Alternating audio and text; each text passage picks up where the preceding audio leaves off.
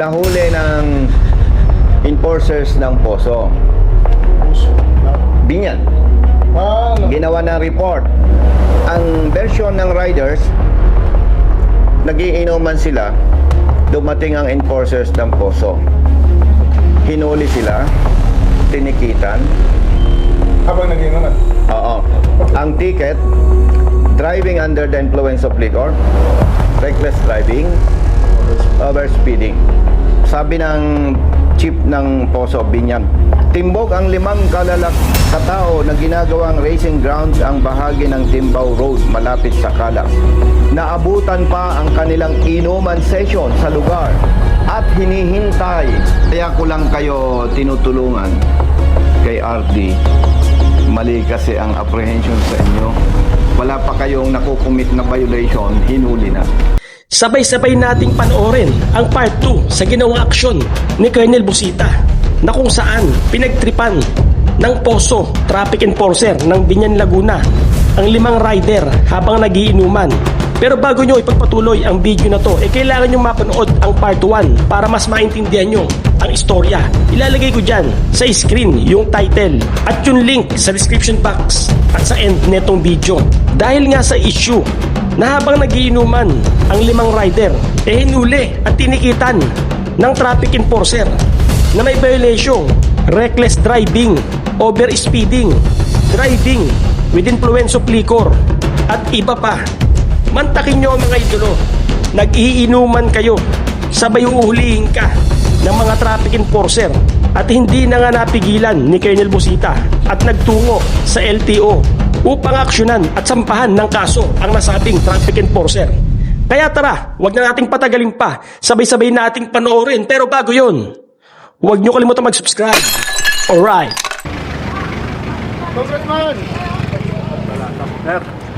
Brother, nasaan ba yung 5?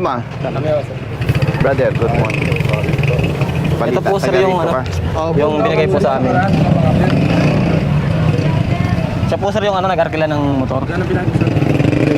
Nakakuha ka ng resibo? Very good. Pero may resibo ka? Pwede ko pong hingin dun sa mismo ina. Sige.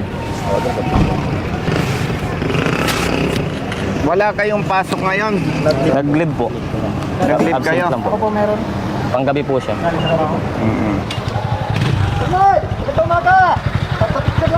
Good morning! Kailan nyo ito natanggap? Nung 14 ng hapon. Yeah. May miss kayo bukas, idol. Nakita ko rin kayo ng personal. Thank Salamat you. po. Thank you. 90 days suspended kayo. Alarmado ang motorsiklo. Huwag kayong mag-alala. Kasi hindi kayo pwedeng ma-charge ng kung ano-ano. Driving under the influence of liquor, overspeeding, reckless driving. Ay mismong yung hepe ng Binyan ang nag-post. Nakitang nagiinuman kayo. Nung mahuli kayo, hindi naman kayo nakaupo sa motorsiklo. hindi po, malayo po kami sa motor. Nun, yung mga malayo po. Sige. Halik kayo. Partner, Happy New Year! pag sinuswerte nga naman, Siyempre. arte pa ang madadatnan ko. Anong kailangan mo? Gandang umaga ko sir. Anyway, haharapin naman namin ng tama ito Okay. kung anong advice mo. Sa office tayo. Ay, wala si ano, si Ma'am Clarissa na Sinong adjudicator? Diyos. Okay. Ano siya? Isa tayo kasi. Nako, ito magaling na staff. Riders. Ano nangyari? RD, abalahin kita. Sige. No, Ako nag-showcase siyempre. Ito ganito kasimple. Itong mga ito, nagsumbong sa akin. Bicolanos. Yes po. No?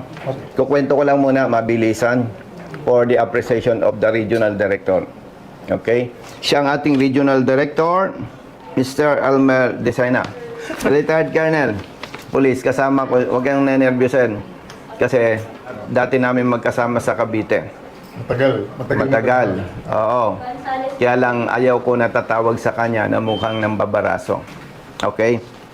RD, we are here bilang respeto sa iyong show cause order. Pero ito ang totoo nito. nahuli ng enforcers ng Poso. Puso. Nang? Binyan. Ginawa ng report. Ang version ng riders, nagiinuman sila, dumating ang enforcers ng Poso. Okay. Hinuli sila, tinikitan. Habang nag-inuman? Oo. Okay. Ang ticket, driving under the influence of liquor, reckless driving, overspeeding. Nung nagsumbong sila sa akin, yun ang kanilang version. At tayo, partner, bilang retired police, hindi naman tayo madaling bulahin. Okay. Ang maganda nito, RD, nag-post ang hepe nila. Nang Binyan? RD, babasahin ko ha. Sabi ng chief ng Poso, Binyan, timbog ang 5 katao na ginagawang racing ground ang bahagi ng Timbao Road malapit sa Calax. Naabutan pa ang kanilang inuman session sa lugar at hinihintay. Mali ang huli. Ano? Correct. Ang linaw. Oh, yeah. So, RD, yung kwento nila, May- pinagtibay ng post ng hepe. Na timbog sila, naabutan pang nag-iinuman at hinihintay na mawala ang mga dumaraan bago magpapaharurot at mag-e-exhibition sa lugar. Okay. Loud and clear. Tama. And at the same time, again, RD, with respect sa iyo, hindi naman kita May nagkataon, nakita kita, alam ka naman kita entertainin sa tagal ng pinagsama. hindi, tsaka hindi kita pwedeng bulahin Yeah, o this paikutin. is clear, yeah. Loud and clear. Invalid yung kanilang complaints. Now, base sa RD, sa inyong show cause order, ito ay binase nyo sa report ng Poso. Correct. Dated 3. December. Oh, tapos na. December 23. Sinamahan ko sila sa hepe. Diniscuss namin to. Outrightly pinarelease ang motorsiklo. Kasi sabi ko, questionable, how come na ma-charge sila ng reckless driving, overspeeding, driving under the influence of liquor? Ay yung kanilang narrative at yung post ng hepe, Magkaiba. parehong-pareho. Salamat kayo. Hindi kami ang nanghuli. Kasi hihintayin namin kayo matapos mag-inuman at aabangan namin kayo. Yon ang mali. Yon ang sinasabi ko doon sa hepe.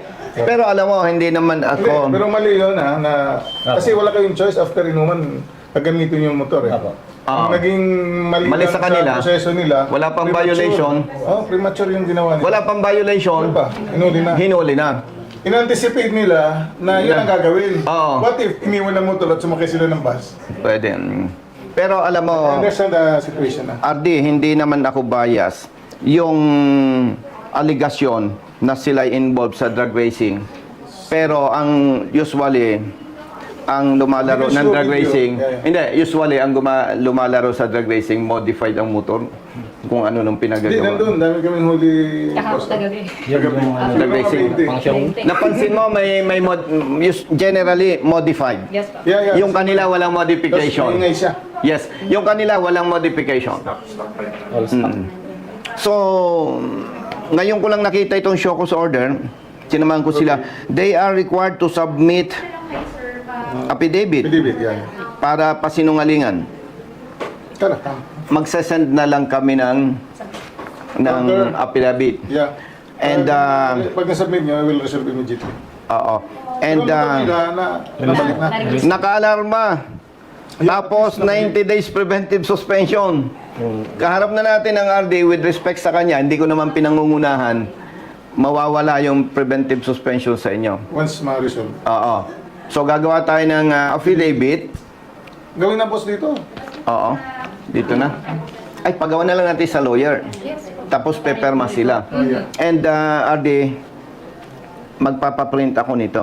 Correct, yes. At ito naman, pwede kong permahan na totoo itong na-extract doon sa post ni Chief. Yeah. No? Saka verifiable, ilalagay naman yung ano. Verifiable naman. Nandun pa rin po yung post. Nandun pa rin yung post. I-open namin in the presence of your chief na staff. I-open yung Facebook. I-resolve mo na.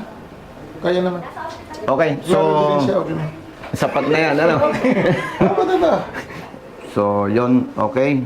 Magkakaroon na kayo ng peace of mind. Pero, kung ginawa nyo yun, nag-inuman kayo, ang gagawin nyo talaga kahit hindi nyo aminin, dadrive-in nyo yun. Nagkataon lang yung Mali. naging premature yung arrest or yung pag-apprehend. Huwag nyo nang gagawin yun. Malaki ang penalty niyan. Suspend agad kayo sa lisensya. Pag makadisgrasya pa kayo, tanggalan pa kayo pang habang buhay ni Ase. Paglasing. Siya sa mga road rage. Kasi pag nakainom ka, away, di ba? Pwede. May Makadisgrasya tanong ka ako. sa iba. Lahat ba kayo binata? Ako po ang may asawa. Ilan anak mo? Isa po. O paano kung lasing ka na ka? Kawawa, pamilya mo. Di ba? Kaya ko lang kayo tinutulungan kay RD. Mali kasi ang apprehension sa inyo. Wala pa kayong nakukumit na violation, hinuli na.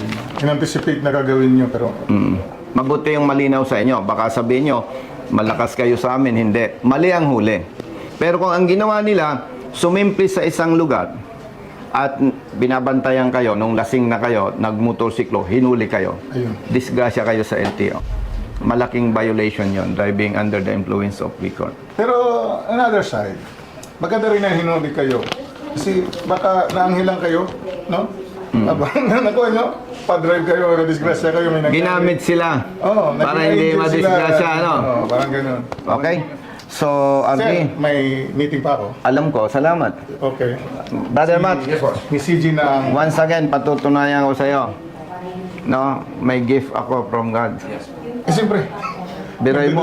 Wala naman kaming wala naman. Eto bilisan lang. hindi pala ba sa ako nagkita-kita? Si LTO, si Poso Chief. That was December 23, half day. 2 o'clock, pumunta kami. Na-tsempohan ko. Sabi ko, Brother Matt, naniwala ka na. May special gift ako from God. Wala naman kaming pinag-usapan ng Poso Chief. Eh ngayon, wala kaming pinag-usapan ng Regional Director ng LTO Region 4A. Paalis siya. Andun tayo sa labas. Thank you. Okay, binigyan. Oh, ha? Buti buhay pa kayo. Ardi, sila ang bala. Si Miss CG. Basta panatag na to. Opo. Dito lang yung gagawin yan, sir. Oh, Okay. bilis lang. Thank you. Sige, boss. Thank you. Okay. Oh. Oh, li kayo. Iiwanan ko pa sila o uwi na kayo? Kayo nang balang mag-resolve. Kukunin ko Ihintay na lang namin. Yes, sir. No. Dala niya yung lisensya niyo. Apo. Kompleto po. Xerox kayo for reference Apo, with signature. with signature para may basis sila na talagang nag-appear kayo sa office. Ebidensya. Hindi yung kwento lang. Okay? So, saan kami magpapaserox? Ba gusto mo ng... Kunin ko na lang po. Yun. Dito na isi-xerox, tapos paperma kayo. Good as resolved na yan. Hintayin natin na may pa-xerox si ma'am, paperma kayo, para yun yung proof na talagang humarap tayo. Then, i-resolve na yan. Pa-photocopy. Okay? Para pa dito. Tigil sa... Huwag sasakay sa motorsiklo ng nakainom. Baka madisgrasya kayo pag lalamayan kayo. Malinaw. Ulitin ko ha. Kaya nandito tayo ngayon, ang Binyan Poso Enforcement Unit nagsumbong, nag-report sa LTO. Sila may jurisdiction sa inyo. Dahil may nagsumbong eh. Okay? Ako naman, kausap ko si RD at yung concerned staff, hindi para barasuhin at paboran kayo. May mali lang talaga sa ginawa ng Poso doon sa panghuli sa inyo. Wala pa kayong nakukumit na violation eh. Hinuli na kayo. Malinaw? Actually, magfa-file kami ng complaint against doon sa personnel ng Poso kasi 20 days na impound yung motorsiklo nila. Saan po ba na-impound? Sa mismong Binyan. Poso? Hindi Sa po. LTO Binyan. Binyan Poso, hindi sa LTO.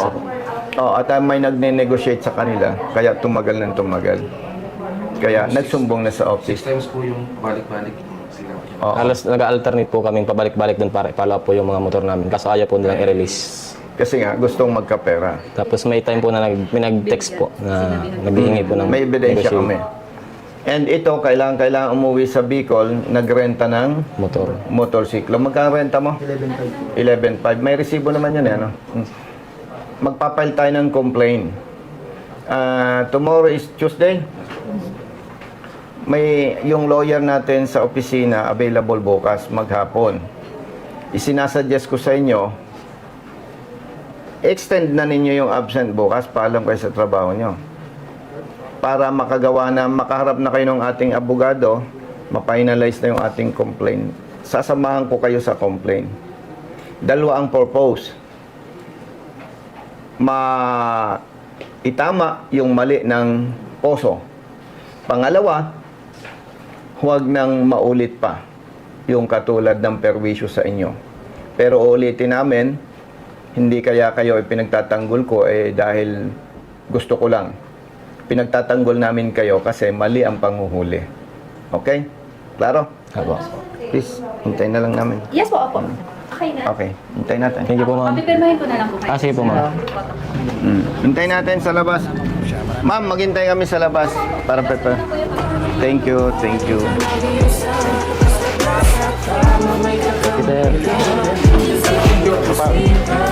Announcement, may bayad ang picture. Aray ko.